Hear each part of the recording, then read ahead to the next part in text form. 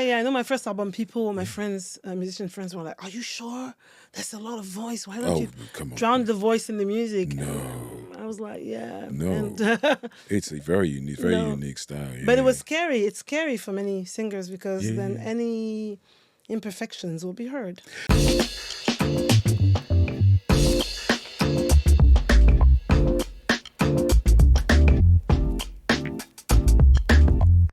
This week, I am joined by Coco Mbassi, an exceptional vocalist and composer from Cameroon. Her music is a blend of traditional Cameroonian styles such as makossa, infused with elements of jazz, soul, classical, and traditional gospel music. Songs that weave multiple layers of both percussive and mellifluous vocals that flow seamlessly around beautifully constructed harmony. Fueled by African rhythms, she has been the recipient of several music awards in Europe, including Radio France's Prix Découvertes and German World Music CD Critics Awards, and has also been nominated for the BBC World Music Awards. A regular performer at several of the international WOMAD festivals, as well as numerous international jazz and world music festivals, her journey has taken her from Dibombari via Douala, Paris, London, Montreal, and beyond. Her unique vocals naturally evoke elements of theatrical storytelling, and this has led to her being cast as one of the lead vocalists in the Cirque du Soleil show Totem, and as a performer in the English theatrical adaptation of Federico García Lorca's Andalusian poem of tragic consequences titled Yerma. Her affinity for theatre and writing has naturally led her to write her own musical titled Haendel on the Estate, and her albums include Sepia in 2001, Sisea in 2003, Jóa in 2014, and the Ashuka Series in 2020, as well as the EP Ella. Her upcoming album, entitled Ewekedi, is coming soon. Ladies and gentlemen, Coco Mbassi. Hi. Thank you so much. Thank you for having me here. No, it's an absolute pleasure, yeah. I have been listening to your music for the past few days and been very, very happy about it. I really, really have. Thank you. Yeah, how is everything? Joining us on this amazingly rainy London day. It's okay. Middle-aged musician. I mean, as long as I do music, I'm happy, so I'm good. Yeah, of course. Yeah. Now, I have read a little bit about you, but I'd love to know about your life and family life and growing up in Cameroon and influences and everything, yeah. Okay, so my journey started a bit earlier than I was planned, in Paris. I was born in Paris, and I was told it was very, very cold. And because I was a preemie, and this is 1969, they kept me in an incubator for quite some time. Wow. They thought I'd have bent legs. Yeah. They thought I was, ill. Yeah. I was a little bit too early for that time. So apparently it emerged about a couple of years later that my eyes weren't quite done. So I'm really short-sighted. I have contact lenses on, and also problems with teeth and stuff, but nothing serious. But thankfully, my mother was a nurse. Yeah. So that's the start. Wow. The other thing is I was told that from 9 months old and maybe a bit earlier, I never stopped humming. I would sing all the time. Wow. Yeah, It was either sing or cry. Yeah. Because I was quite sensitive to war, to anything I heard on the news. So my dad spotted that and thought, she's going to want to do music. And he was like, you know what? I'm a good musician. I'm a university professor. You need to eat. So my childhood was basically spent not fighting because I loved my dad, but trying to get him to let me do more music and him steering me back to studies. Yeah, of course. So I returned to Paris at 14. Well, I was born in Paris, went to Cameroon at 9 months old, returned to Paris at 14, and then did secondary, did university. For the first 2 years, I was begging to go back to Cameroon. Yeah. But yeah, I don't know. So I don't really know. When people say, where are you from? I'm like, at this point, I think my home is where the people I get along with are. Yeah, of course. Yeah. I can live anywhere, basically. Yeah. Note to the weather, please do better. But other than that, I can live anywhere. Yeah, of course. Does that kind of paint a picture? That does paint a picture, yeah. So, I mean, a lot of formative years in Cameroon, though. I mean, yeah. 9 months old to 14, yeah. Yeah, that's a long time. Now, so educate me on the local languages in Cameroon. Yeah, so there's over 260 because Cameroon was not a country Somebody during the Berlin conference drew a map from England and wherever to decide that was a country, Yes, but it of wasn't. course. Yeah. It was a territory with chiefdoms, not even tribes per se. It's Bantu peoples mainly, but not quite structured like in South Africa. Yeah. It's chiefdoms that were respecting each other's territory and doing trade, and Sure, of course. so that's the place. Yeah. So, and unfortunately, it was in the Gulf of Guinea. So, for example, my people's, the ethnic group of my mom, there's barely anybody left. Wow. So I'm guessing because they were on the coast, Yeah. they were carried away. Very complex Yeah. history, a terrible fear of war. Yeah. Because the decolonization in Cameroon was very, very, very bloody. Yeah. Entire villages, burnt Decimated, with the napalm that was left from Indonesia, Wow. Vietnam. Yeah. So Yeah. entire places were wiped away, Wow. which is why I think the Cameroonians are so resistant to change. Yeah. I mean, they're getting tired now, but it's a country where as soon as there's a threat of war, because grandparents had told those stories, Of course.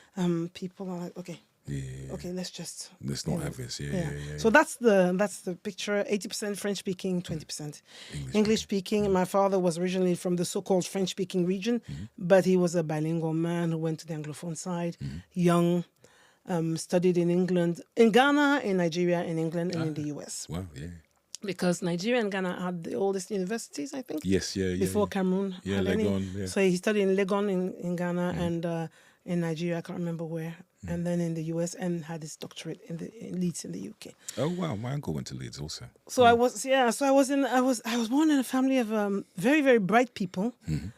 Many of them musical, none doing music as a career, which is quite, and did singing contests in Cameroon as a child until they kicked me out and told me, right, you've won too many times, you're not. It was terrible. It was terrible. I cried my weight.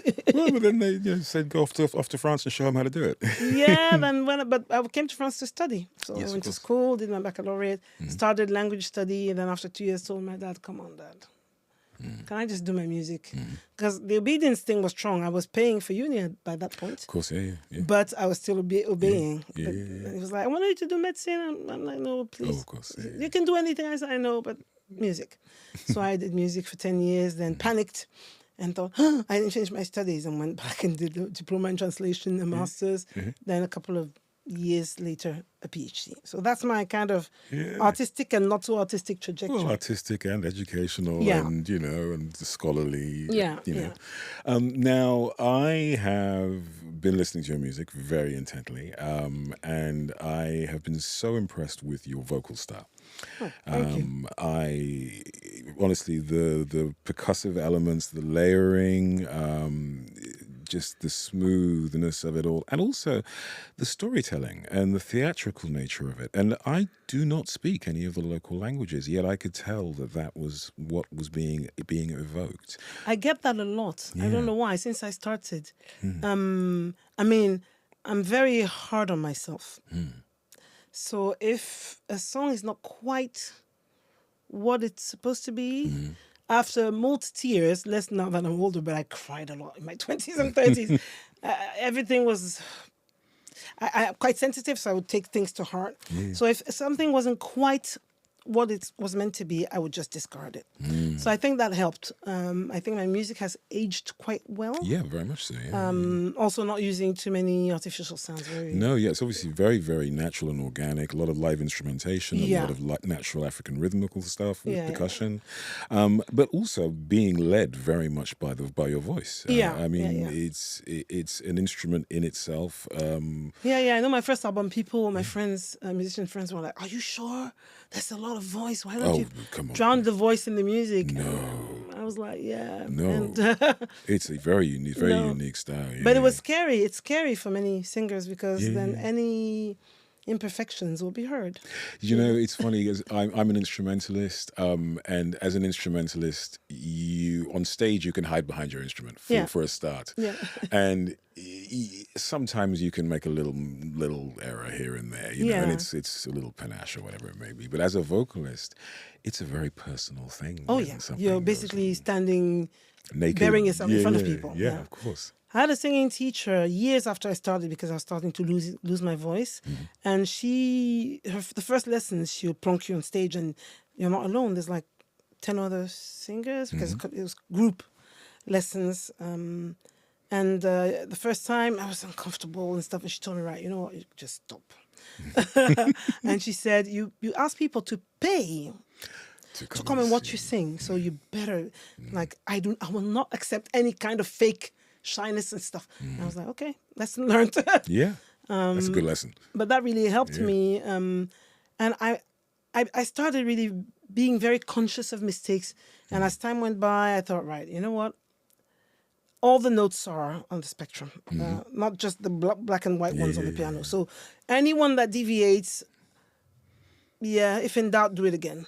The second time around, they'll be like, oh, she did it on purpose, even if you didn't.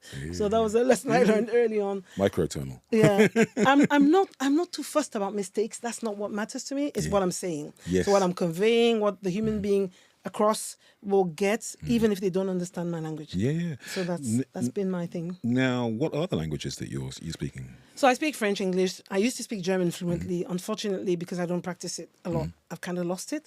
I think if I were suddenly in Germany for 6 months, it would come back.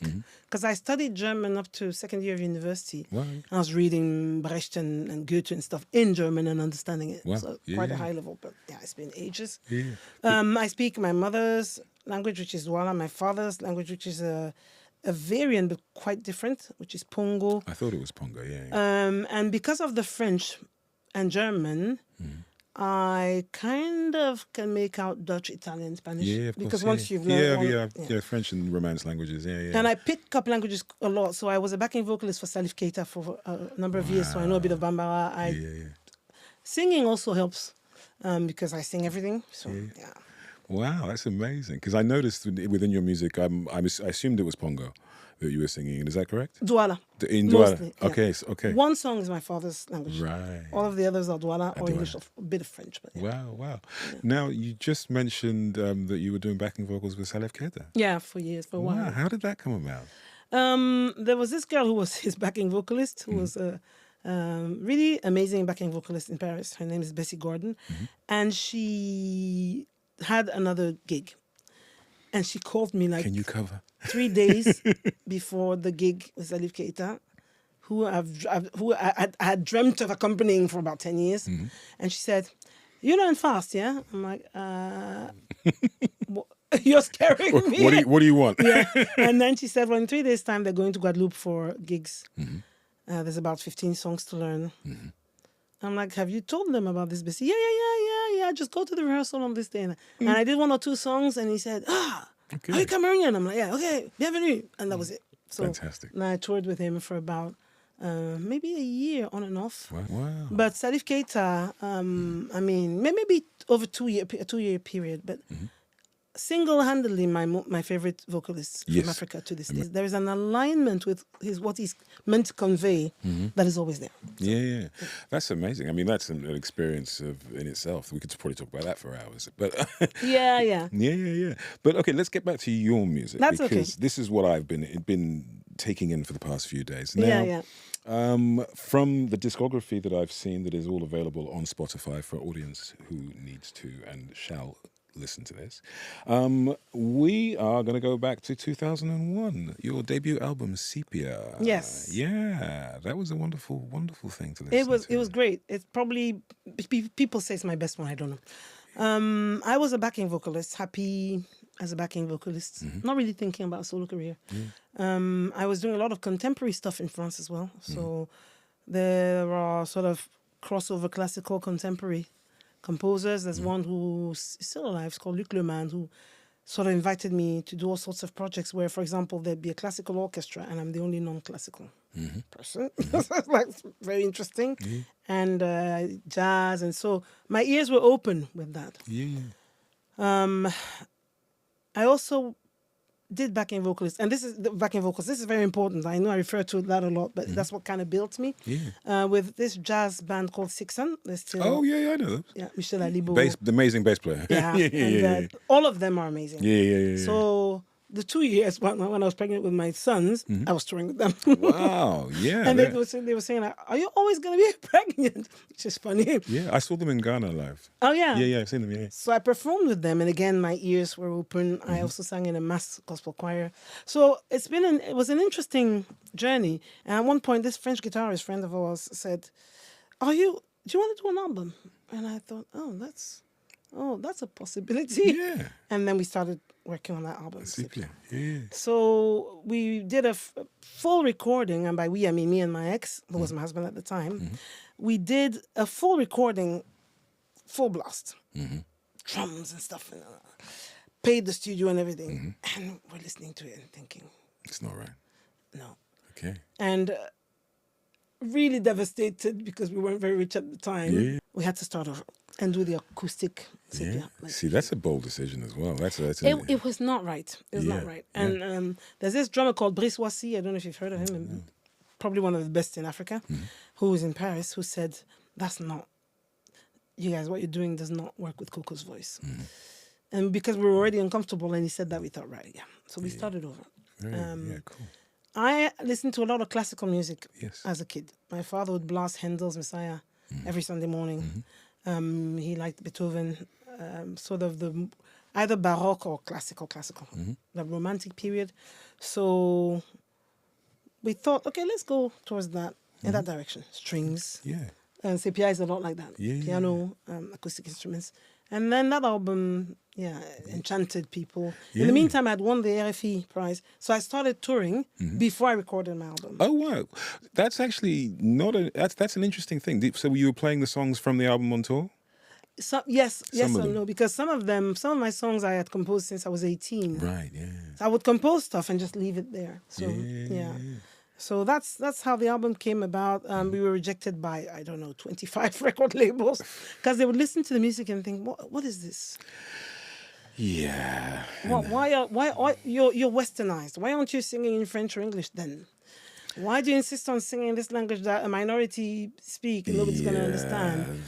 Or if you want to go in that direction, why don't you wear a gown and bring a kora and a djembe and I was like, no, that's not me. So I hate to say the sort of the misunderstanding of Western record labels with the idea that either it's Western or it's ethnic, and there is no in between. I'm so happy that now that has been dispelled. It's good, and we have now influences from all around the world in all types of genres, whether it be K-pop, Asian music, or reggaeton and Latino music, and it's like you're not allowed to cross over if you're from Africa. And there was the same thing in with North Africans in France. They had to do Rai. If they didn't do Rai, nobody. It's just like you're limited to this thing. Then we finally produced the album ourselves and found an obscure German label that had Sony BMG as a distributor. So that's how things started. But what's good is many people came back to me 3-4 years later and said, I so regret not signing you. Which is like, because by then I think other sort of crossover artists who didn't really sit in one particular genre had started emerging. They thought this is a thing, actually. But so that's the story. Then that record label, the distribution labels, ordered the second album 2 years later, which was a bit hard. But actually that was good because that kept me producing. And then touring in the meantime. Now the second album was called Sisea. Yes. And it has a different flavor because it came out of a tour. Right. So it came out of a tour. I was always composing songs anyway, so we played those songs live, and then so it gives it a different feel.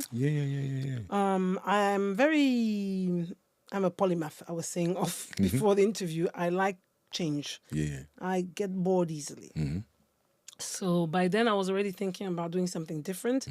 Life got in the way, and then it took 10 years to release the following album. But the following album, which is Jóa from 2014, there's no piano almost. Yeah, I noticed there was a little bit of difference. Which almost gave a heart attack to everybody. They're like, are you crazy? This was your sound. I'm like, I've written some notes down, and the initial notes I had were the song Din Longe and the guitar work, and the song Mande, the voice and guitar. And Gambe. Mangamba. Yeah. Mangamba. And Yeah. those were my initial notes. Was the guitar work was excellent. Yeah. Really good, isn't it? Yeah. But I was like, I don't want the piano. And my ex, who was my sort of co-worker at the time, was like, what? Are you crazy? I'm like, yeah, this is what I'm going to do. I want it to be bluesy and no piano, maybe a little bit of keyboard on one song. But then after a while, he got used to it. And people, the few people who listened to it were saying, this is probably your best. I'm like, yeah, you keep saying that. Yeah. No, I mean, I've got some standouts from all three of those albums. That Yeah? So what are your favorites then? So from the album Sepia, Iyewe. Iwiye? Is that how you pronounce it? Iwiye, which is a hit that I cannot get rid of. Sorry, I don't mean to sound ungrateful. I'm very grateful. Yeah. But it's like... Yeah, that's the one. I'm thinking, guys, have you listened to everything else? But in Cameroon especially, they're stuck. Wow. They're stuck on that So it's song. Iwiye. Do you know what? I think the spell checks changed my thing. Yeah, it does that with African languages. Yeah, what else then? And then I have Mundene and Asawo. Okay. Yeah, that's the first album. Yeah. And on the second album, the ones that jumped out to me were Kawayabe, Dube, and Obi. So you like kind of vocals and acoustic stuff. I love it. I love it. And then in Joa, I could say Joa. Is it Joa? Joa. Yeah. Dinlonge, Mande, and Ngamba. Yeah. Okay. Yeah, those are the ones. Well, that's interesting. Yeah. Yeah, so the albums are... I mean, I'm guessing many artists say the same thing, but I don't really follow a particular style. Yeah. I want to do what I want to do. But I think your voice is the glue. I think so too, but it's scary for people when they know that there's a formula that worked. Yeah. It's scary. It's like, are you sure you want to just jeopardize that? I'm like, yeah, I'm not a robot. I'm not going to do the same thing all the time. that is what it means to be an artist. Also, I evolve, I age. Yeah, of course. My tastes change. I've been living in the UK for 20 years before I was in France. So something has to change. Yeah. Now, I know that as we go through this, there's a very big change in the Ashuka series, which is an a cappella album, essentially. Yes. So basically, I've always liked polyphony and polyrhythm. Yes. Which is why I did all that intricate vocal work that you noticed. Yeah. It's always been in the background. I tried to set up a group just before Zap Mama became a thing. Yeah. And then when they came out, my then husband said, oh, man, you should have released that first. Because I've always liked that work. Yeah. I was even collaborating with 2 or 3 friends when we started that in Paris. Yeah. So at that point, a couple of years, was it 2020? I thought, yes, 2020. Yeah, I thought, okay, let me do this. This has been in my belly for ages. Let's just do it. So I did this Ashuka Series Volume 1, which had quite an interesting reception. Yeah. Many Cameroonians were like, where's the bass and the drums and stuff? We need a rhythm more. I'm like, dance with the vocals. And the concept of doing everything with your voice, I mean, it's natural to Africans, right? Yes, very much so, yeah. But somehow, at least in Cameroon, there used to be this thing where if you're educated, civilized, you're going to plug instruments. Classical or something, yeah. Whatever. But yeah, I'm going to do a series 2 at some point. It's been sitting on my computers for the last 5 years already. Yeah. That's the other thing. I'm constantly frustrated a little bit because I will write a song and it will only come out 5-10 years later. And when it comes out, people are like, it's new. I'm like, no, it's not. But yeah, I guess that's, Yeah. I mean, vocally, it's so strong because I've noticed that, this is a strange one to say, in West Africa, I feel that the strongest vocalists have traditionally been the Malians. Yeah, they're very strong. And extremely strong. And then all that sort of Muslim Manding region, so Mali, Guinea. Yeah.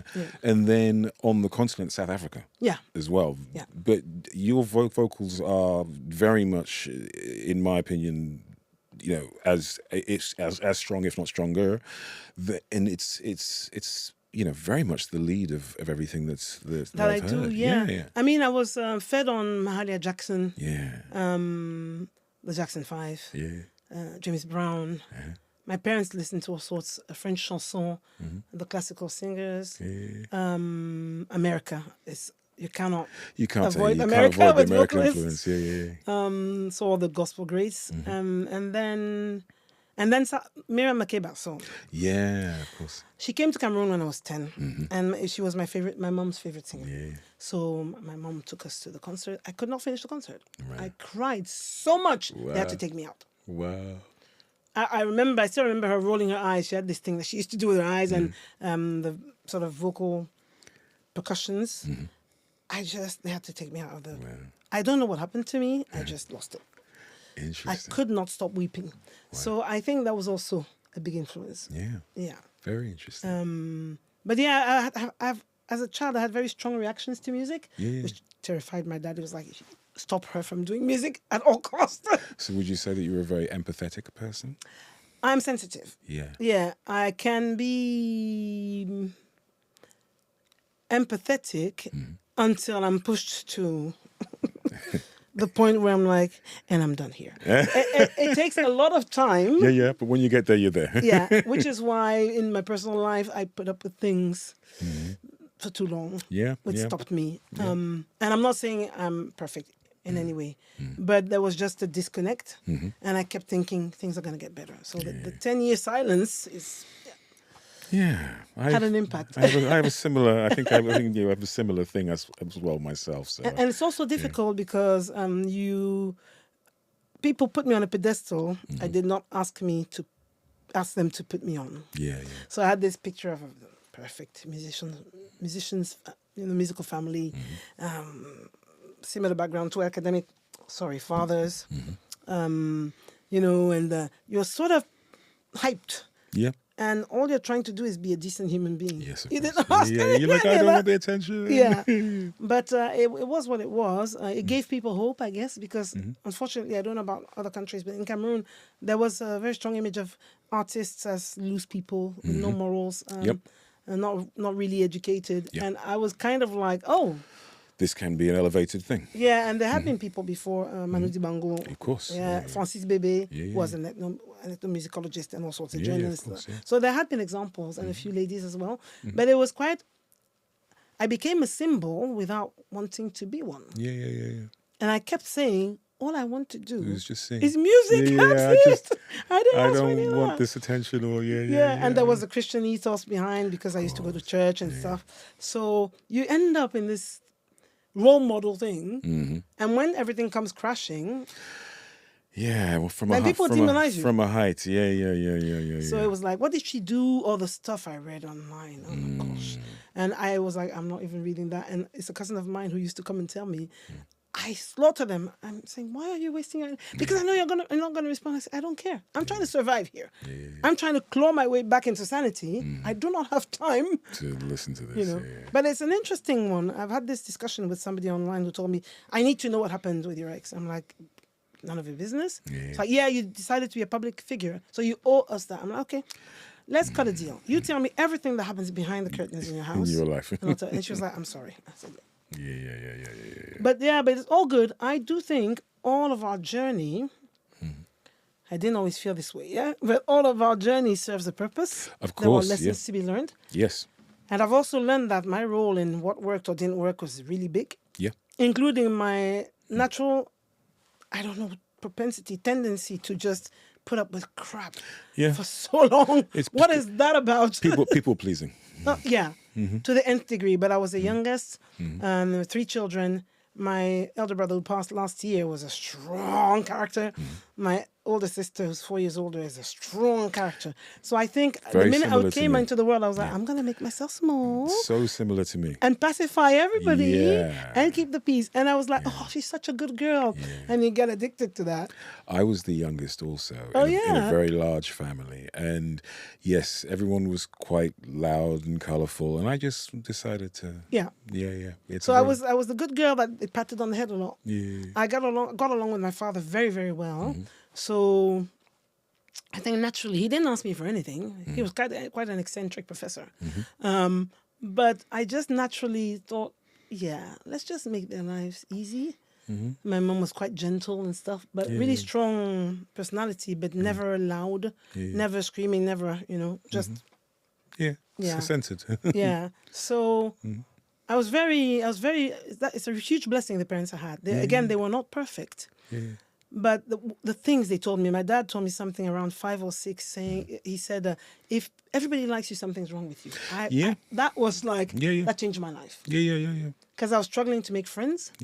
And it made me sad as a child. And I was like, Yeah. Honestly, it seems important now.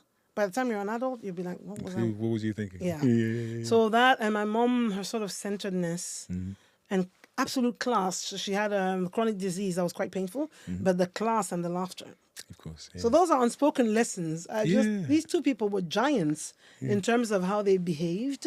And I look at my adult life and think, well, they did really well. I'm not sure I did as well. Yeah, but different contexts and stuff. So I think this is quite personal. I'm getting quite personal. Yeah. But this is part of who I am as an artist. I can't really detach those two, which is why for 10 years I kept sort of a bond with the creative world. I did theatre, I wrote a musical, I did this and the other. But I was not in a position to release a whole album. Yeah. It takes a lot out of you writing an album. I mean, it does. It's an endeavor, and once you commit to doing something as large as an album, people can listen to it in an hour or so, but it does take a very long time to write. And also, I was co-producing with my then husband, and I became a solo producer. Right. So many of the ideas before were mine. Sure. I would do demos on a computer from, I don't know, the 90s. So it's not like I was just sat there. But it does help to have somebody saying, no. Oh, yes. Just a sounding board. Yeah. And also he was a musician, classically trained jazz and all that. So he had an input as well, especially on the second album and a bit more on the third one. Wow. So being on my own is like, okay, I know I can do this. I have ideas and stuff. But getting back to sort of sanity, I have sons, all that needed to be managed. And so here I am. There you go. Now, going back to the discography, I'm glad we talked about this because there is a natural evolution now to the last EP called Ella. Yeah. Now, that's only got 3 tracks on it. And I know you're working on a new project called Ewekedi. Yes. Did I pronounce that right? Ewekedi? Yeah, Ewekedi. No, but on the Ella EP, there was one track that I loved. Okay, the lead track. Bhafrika. Yeah. Yes. Okay. Now talk to me about this because I have a theory. And I want you to. Do you want me to say, or do you want your theory first? I want my theory first. I want you to either correct me or tell me I'm tripping and I'm going wrong.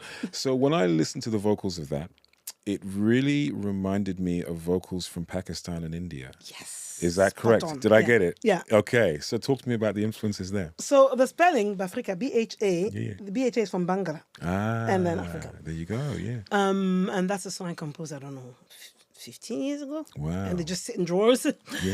So... yeah, I just like the the percussive, yeah. So I wanted to do that. Yeah, very cool. So I wrote a story, and and it was meant to be released on the second album, I think.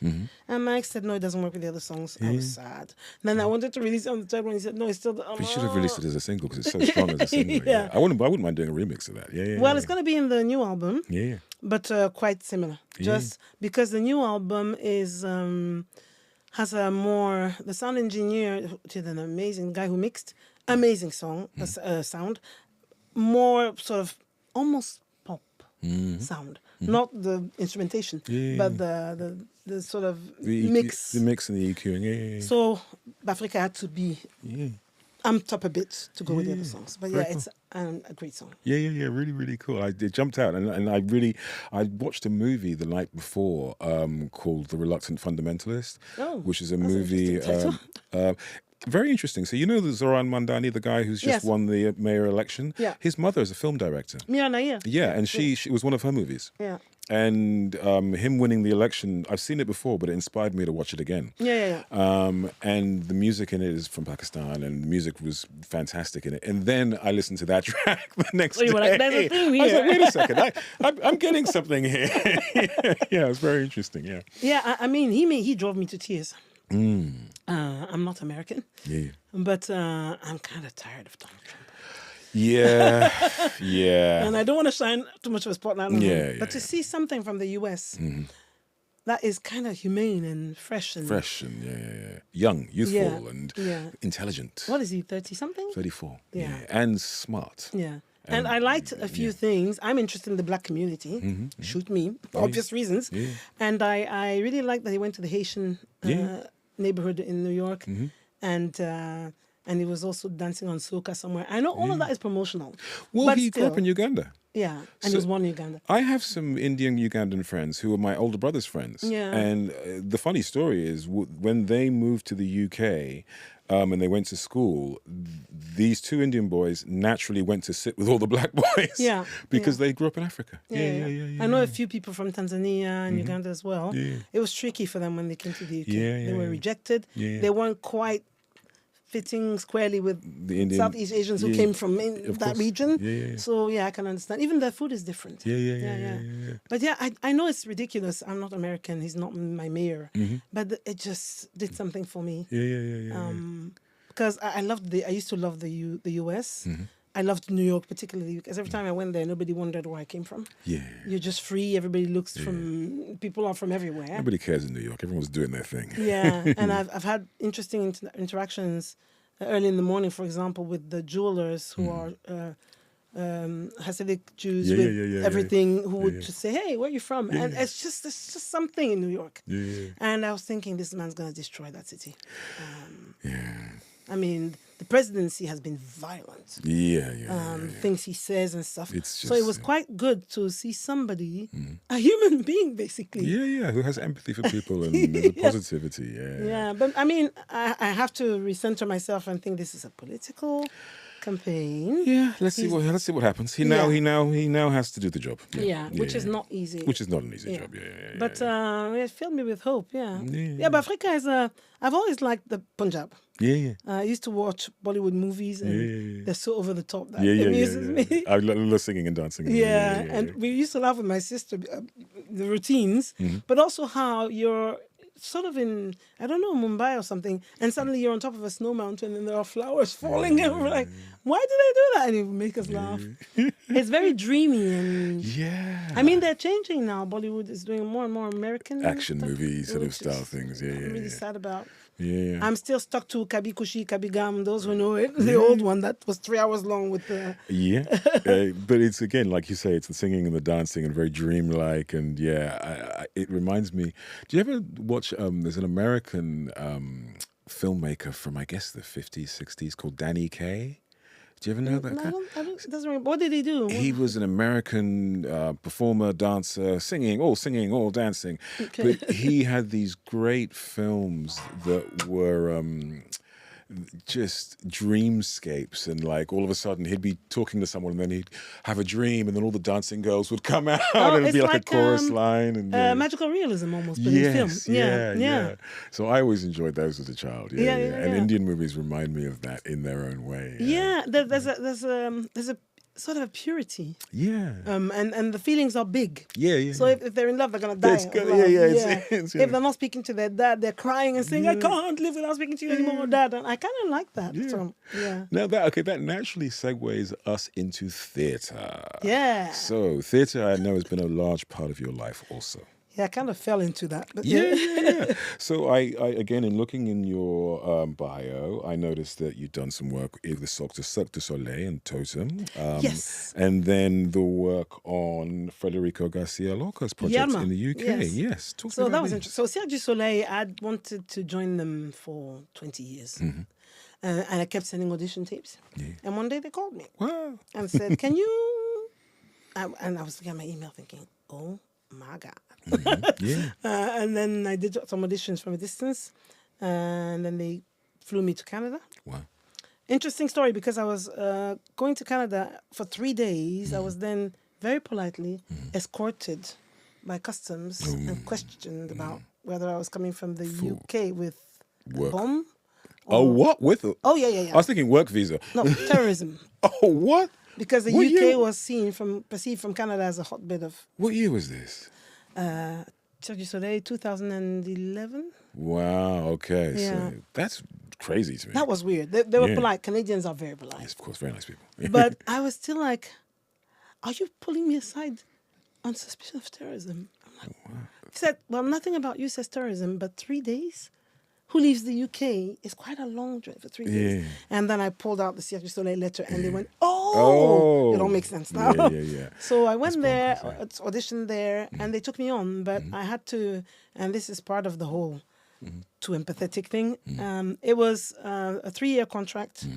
I could bring my kids. There was a school. Wow. The school had 6 children and 3 teachers. Wow. So That's one actually for the European curriculum, American curriculum, Right. and some other, I think, British or whatever. And they could adjust. Yeah. So it was perfect. Yeah. Enclosure. Yeah. The children, their exercise is, the sports is done by Russian flyers. Yeah. I mean, and there was not an alignment in my personal life with that. And there was a refusal to follow me. So I took that incredible opportunity in the bin. So I did 3 months with them, but it's on me. Yeah. As one of my cousins told me, what's wrong with no? You can say no. But I don't know. I was thinking. It's still a wonderful experience, though. Yeah, it was great. I did 3 months with them. It's grueling. Yeah. Yeah, it looks amazing. 11 performances per week. Wow. 3 on a Saturday, 3 on a Sunday. Wow. The first one on Sunday is at 9 a.m. Wow. I did not speak anymore. All I did was warm up and hot tea. and shut up. I mean, I saw the trailer for it when I was doing my research. Totem, yeah. Yeah, and it looks, I mean, obviously Cirque du Soleil. It's It's incredible, the spectacle of everything. Yeah. And I didn't actually know the story, but it's a story of evolution, the creation of the world. Creation of the world. Yeah, really, really amazing. Yeah. And I would open it, so I would come up a ramp, but with a makeup that took 2 hours to apply, and this big dress, and I would come up and start with a really high note from the start. So, but it was very. Very professional. I mean, yeah, of course. Yeah. I flew my kids there to spend 2 weeks with me, the Easter holiday, and they were like, "Mom, do we have to go back?" Yeah. Because there was a food and there's 3 meals per day. Yeah. Every diet and need is catered for. They very kindly paid for my kids' hotel for the 2 weeks. Yeah. They just felt safe, kids, and they were like, "We can run it." Basically, if your kid is out of sight, you never worry. Because it's a family. It's a family. Yeah. Now that's a huge sort of international touring thing as well, isn't it? Yes. So I was 1 month. Was it the Royal Albert Hall somewhere in London? I think it was Royal Albert Hall. Yeah. And then I went to the first one was Charlotte. Okay. Stayed there for a month. And somewhere else in the US. Yeah. And then I said I wasn't going to stay. That's a shame. Which really killed me. But but again, all these are learning opportunities. And an experience. So I resigned, and that put them in a really bad position because they thought they were going to keep me. Yeah, of course. But in the background, there was all this thing about, if you do that, the kids are going to stay. So the thought of not seeing my kids for 3 years. I can't. Yeah, I can't. Yeah. But I've done it. Very few African, not just African, very few singers can say they've done something in Cirque du Soleil. Yeah. But now, okay, so musical theatre has Yerma. Yerma, yes. Now, I'm very intrigued by this. Oh my gosh. So that was an adaptation of a poem. So this guy called Jorge de Juan, who has this theatre in, not far from here actually. Is it Oval or something? Yeah, Oval's just here, Yeah, he has I live just by there. the Cervantes Theatre. Okay. They do a lot of Spanish work. Yeah. So I can't remember where I saw an ad about it, and crazy me, I'm like, let's go and audition. Have you done theatre before? No. I mean, I'd done a few things in film as an extra in France, but that's it. I started training for the actor studio music method in France. So like the film training, but then 3 days after I started, the doctor told me I was pregnant, and we were doing these, falling on tables and stuff. And the doctor was like, do you want your child or not? So, you can't do that. So I had to stop. And so I never returned to that cinema training. But I've always been interested in acting. So I went to this audition, told the guy, I'm not an actor. He's like, okay. What are you? I'm like, I'm a singer. He said, okay, sing. And I sang Sometimes I Feel Like a Motherless Child, a cappella. And he was like, his eyes popped out of his head. He's like, oh yeah, I'm hiring you, and I'll train you for acting in 3 weeks. Like, fantastic. Is that a possibility? He's like, just do just blind trust, okay? I'm like, okay. So we did that, and I don't know how I memorized all that because there's no theater is you have to be there, and it was lovely. And he rewrote it as if it were set in Cuba. Right. With sort of the esoteric. It was a mixture of African spiritual stuff and Cuban and Brazilian. So all that sort of Santeria-ish. Yeah, it's a sort of syncretic mishmash of everything. Yeah. And then I told him, I'm not doing that. And he was like, okay. So when they were doing all that stuff where the eyes were revulsive, I was sitting on a stool eating beans. It's an interesting story because it's this mom who has lots of kids and wants to marry them off. It's a very, very sad, intense story. But I was very happy. I did, don't know, 12 or fewer than 20 shows. But yeah, it was very... Theatre is hard. It's hard, yeah. Oh, my God. I had an experience when I was younger. Oh, God, this is embarrassing. I auditioned for Miss Saigon. Oh, okay. That's an interesting choice. well, I'll tell you why. So Miss Saigon, obviously being based in Vietnam, they have a lot of black characters and a lot of Asian characters. Yeah. So they hire a bunch of young people, and you go to Miss Saigon school for 2 weeks, and for 2 weeks they've got you doing it. And I lasted 10 days. I was terrible, but yeah, but I did give it a go. Yeah. It's good. It's a good experience because, I mean, it's not unlike singing live, except what you memorize when you're singing your repertoire is your own songs. Yeah. Now you have to memorize these translations of 1930s, I think it is, Spanish. Yeah. Spanish peasant talk. Yeah, folk music. Yeah. Yeah, it's quite. It's not. It doesn't roll off the tongue. Yeah. But it was very interesting. It stretched my limits. I realized my brain could do a lot more than I thought. Yeah. And I would open the play. Wow. Yeah, with the song. Yeah, and walk slowly through. Yeah. And he kept telling me, slow down. You're walking. I just want to finish it. I want to just get it out the way. It's like, no. But it was very, very interesting. Yeah. A couple of the performances, some stuff came out of me in terms of the intensity. And I thought, wow. And he was like, damn. That today, I mean, I was replying to someone, and I saw it on her face. She went, I do not know what. It's just you sort of start embodying your character, isn't it? Yeah, of course. It's very interesting. Yeah. Now, I know that now you have also gone into writing, and you have written your own project. Yes. Haendel on the Estate. Yes. Talk to me about that. And yeah. So that is interesting. I've always wanted to do cinema, theatre, writing, polymath, right? I like many things. Yeah. And when I was a kid, I wrote poetry and fiction. So I was scrolling on the tube. You know how a couple of years back, I think it was 10 years back, you could, if you were on 3 at the time, I think now it's maybe O2, I'm not doing advertising for any of them. But on the tube, you could connect for free by logging in with whoever your provider was. Sure. So I was doing that on the tube. Every time I'd stop, I was going somewhere. And I saw this thing about musical theatre. If you write a story, you can go to this perform, get funding. I was like, let me give this a go. So on the tube, and it was about 3 p.m. and the cutoff point was 5 p.m. on that day. So I'm like, I can't wait to go home. So I start writing this story about a singing teacher who teaches in a school, an inner London city school with, 90% of non-white Brits. And she decides she's going to teach them Haendel. It just popped into my mind. Yeah. So I wrote the characters. I didn't have the full story then, but I had the characters and I had an idea of what I wanted to do. Yeah. I submitted that and I was selected. And then I went, oh crap, and now I have to write the whole thing. I've got to write the damn thing. Well, they say that giving yourself like a deadline and just getting on with it. Yeah. Just say, okay, here we go, let's do this. Dan, our videographer, will laugh with me because when I did the first episode of this podcast, I changed the name. Oh. Okay. You didn't think you could do that beforehand? No, because I gave myself a deadline. Oh, wow. And I said, okay, I want to do this. I've done 6 months of research prior, and I said, okay, let me just do this. Yeah. And then I did the first one, and I realized the name was wrong. Oh, so I ended up going back and redoing all the graphics. I came and refilmed my intro bit. Wow. And now it is what it is. Now it is Afro Soul Stories. Afro Soul Stories, which is a brilliant name. Yeah, and then I did it, and then it was Beam, the competition. Yeah. Went there, did it, and met people from the Arts Council there.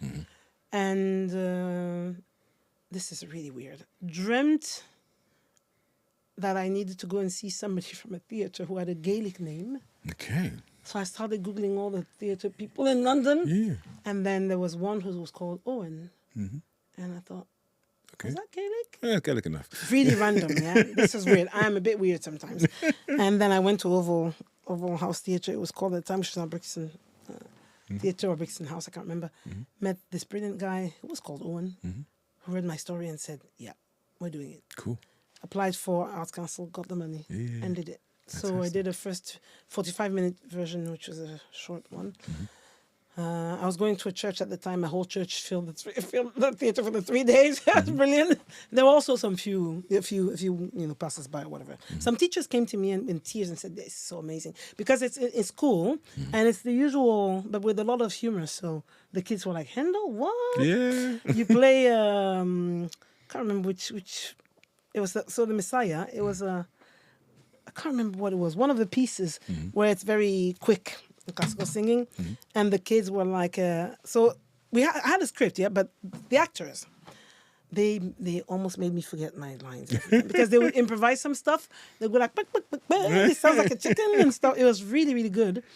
And then afterwards, the year after I did it, or 2 years later, I did it in another theatre, the full version. Yeah. I even did one during COVID, which was hard because we had to have masks and stuff. Oh, COVID. I had to change my script. But it was very interesting. I'm sorry that I haven't developed it more. Yeah. I will try to do it again. Because it's a brilliant story. The singing teacher comes, and the assumption from the director is that they're black, so they're all the same. Yeah.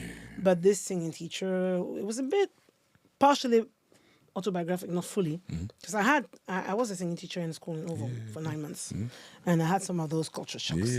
And the kids are not not like me, which is obvious. Human beings are just human beings, right? But I was trying to, expose some assumptions, and there was the whole African Jamaican kind of thing. There was an Irish girl.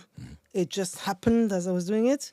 And she was saying, there's stuff with the Irish. I said, okay, what stuff? And they said, well, people are prejudiced against the Irish. I said, what? I didn't even know that. So I added that in there. It was very, very touching. When we were rehearsing, I was working with an American girl who was doing costumes and stuff and co-directing. We were surprised every time we were rehearsing. In the break, the kids would start coming up with stuff. There was this young, very bright Nigerian background, British boy, who loved the cello and stopped because he was tired of answering questions like, are your parents forcing you to study the cello? So, a lot of things like that. And the girl who was helping me was American, white American from Alaska. And she didn't really know. I think in the US there's a bigger divide between communities. So she had never been in contact with young black people. And there was one guy who's amazing. Congolese background, but he grew up in the UK, and he had a do-rag all the time. And he came to audition, and her face fell. So I thought something's wrong. We did it. He was brilliant. I said, I'm hiring him. She said, are you sure? He's in a gang. I'm like, come again? She's like, that is a gang. I'm like, no, that's black people with their hair. It's lazy hair day. Hair day. we need to keep our hair, and also cotton, sheets and stuff. Pull our hair, break our hair. Her everything fell. Her mouth. She's like, what? I said, that doesn't come from gangs. So that was also an eye opener. A weird moment, and I was like, God, I'm not here to educate everybody. Can this stop, please? But I think the perception of certain cultural norms within black societies are very perceived very wrongly and differently from and others. She was he became her favorite actor because he was a total geek. He loved manga, Japanese manga. He loved musical theater. And she was like, this big burly guy. I'm like, the perception. Just stop. And I asked her a couple of times, if this were a blonde girl, would you, even with a scarf, would you? And she was like, oh no, I didn't. The irony is people who are liberal, right on in the creative arts, they don't realize that the word prejudice comes from the Latin prejudicare, to prejudge. Yes. And if you can look at someone and prejudge them, you assign something to them, a temperament, a lifestyle, a thing, you don't even know them. And we did that, and it was a real eye opener for me. Even for me, because the kids who grew up in England, as from various origins, it's not quite the education I had, because I spent a lot of years in Cameroon in a very formal, highly educated family. So when I was giving my singing lessons in that secondary school in Oval, I'd say, okay, sing something. That's the initial thing. It wasn't audition, everybody could come. And then this girl starts singing head, shoulders, knees, and toes, which is not really singing. She's sort of chanting head, shoulders, knees, and toes. Kind of a nursery rhyme. What the actual heck is happening here? I had a few culture shocks like that. And also the cliche, which I put in my play. Unfortunately, the girl who sits there and suddenly tells me, "Miss," I'm like, "Yeah, I was stabbed." Wow. And I'm like, not quite sure how to react deal to with that. Yeah. And I'm like, do you wanna talk about it? So yeah, can I? And then she told me, and that ended up in my musical. Yeah. Because that was A different reality, yeah. I was like, what happened? And she said this boy was hitting on her. She didn't want to go out with him. He took a cutter, slashed her on the thigh. So I put that in my play. Yeah. And I also realized how I'm French. I was born in Paris. My culture normally is French, even though I'm also an Anglo. But I like to think of myself as not social class heavy and all of that. Yeah. But then I realized that there is a class thing. This is inner city London.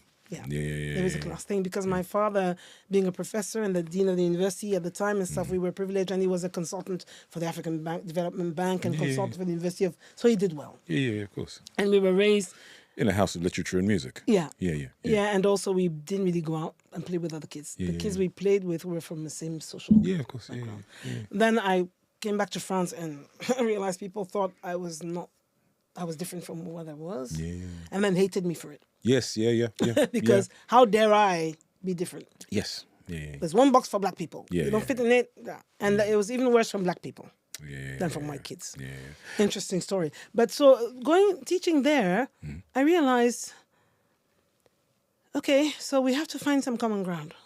And doing this play was good. And in that school, actually, the director told me, and the head of music told me, we're so happy to have you. The kids and you are going to get along. And that was my first day. And I was like, why do you think we're going to get along? okay. And after a while, they realized that was not really... Yeah. The kids loved me, but they were like, you speak funny, miss. Yeah. You're what kind of black are you? So they were upfront about what I already knew. Yeah. Black people are not a monolith. We're all different. Different categories. There's painters and dancers and people who are intellectual and people who are manual and, you know, there's all sorts. It's but yeah. society. But the musical, I love the reactions. The teachers who came were wetting themselves. And there was one scene where they kept getting the names, one kid's name and calling a black kid, calling him the name of the other black kid. Oh. And some teachers came and said, I was laughing, but I was so ashamed because I did that so many times. And she said, it's funny, it's not judgmental. I said, no, because I make mistakes too.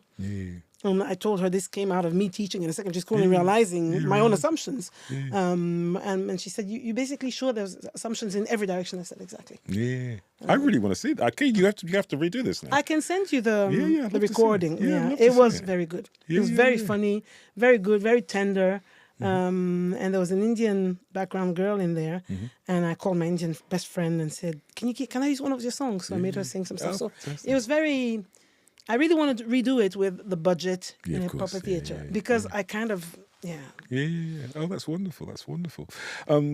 Okay, let me go to your new project. Yes. This new album that is coming out. Let me make sure I pronounce it correctly. Ewekedi. That's it. Ewekedi, which means creation and also the nature, how you are, the nature of the person.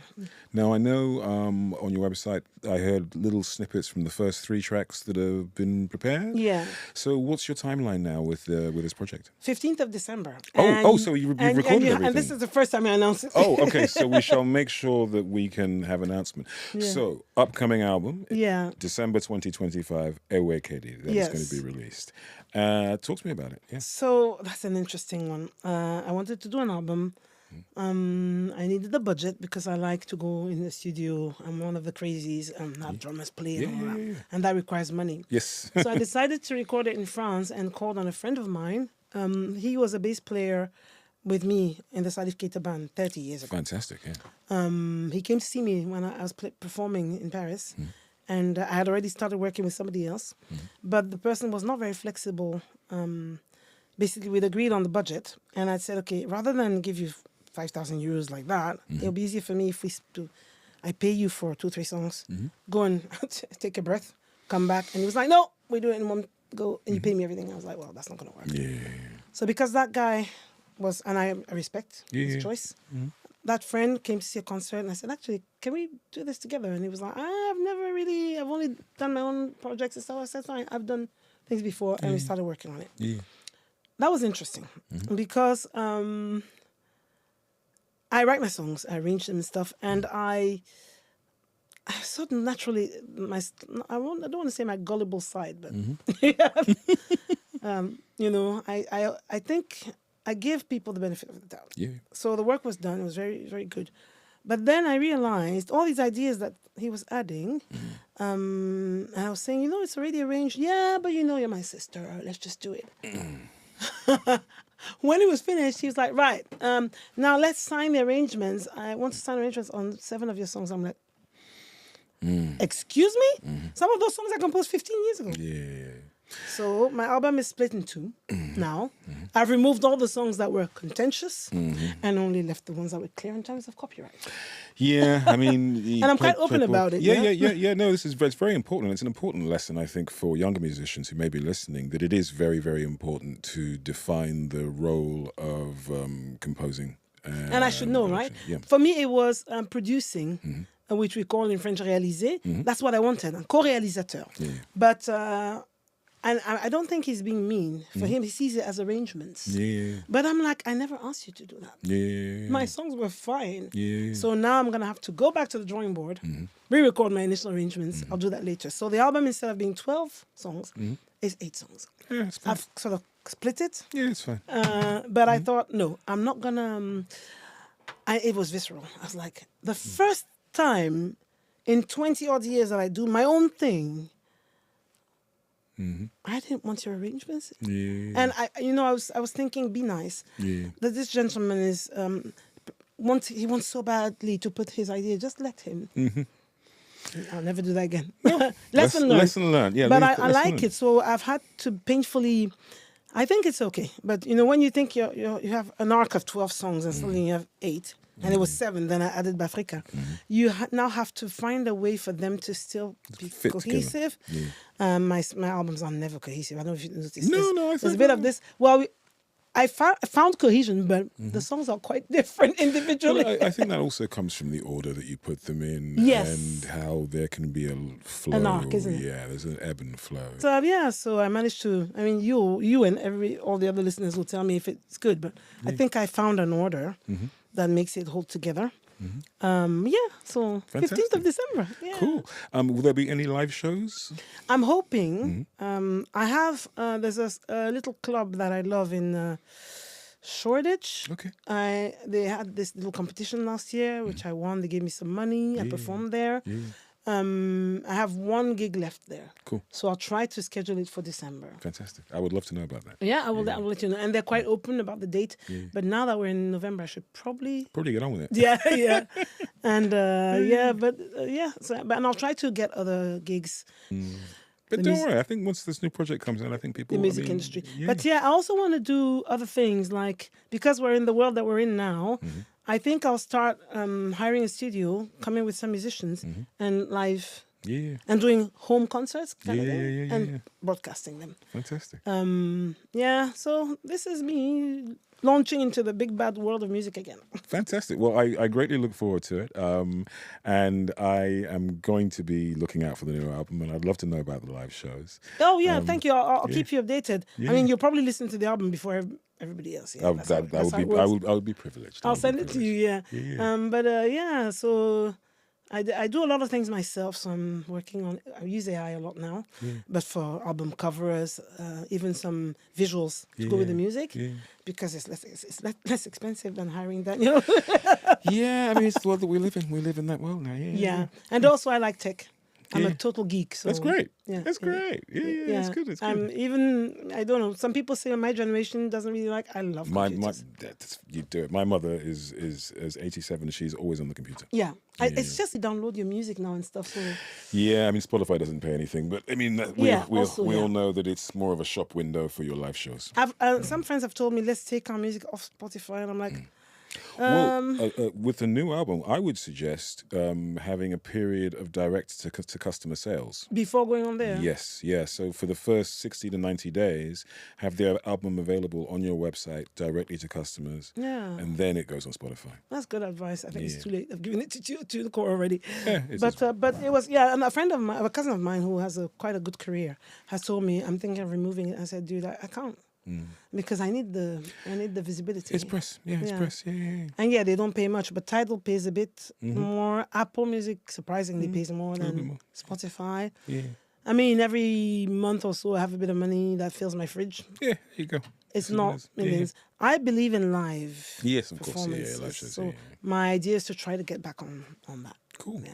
Wonderful. But have we gone over time? We have, yeah. I'm a chatty bunny. It's what's wonderful, though. It's wonderful. Thank you so much for coming down. Thank I you, have Sewor. really, really enjoyed this conversation. Thank you. I will have all of your albums and the artwork come up, and we'll have all of the information so people can check out your website, check out your music, Thank and you very hopefully much. enjoy the music that I've been listening to. So thank you so much for coming down. And thanks for your work for music, for the arts. And there's not many spaces like this, so I'm grateful. No, wonderful. Thank you so much. Thank you. Yay.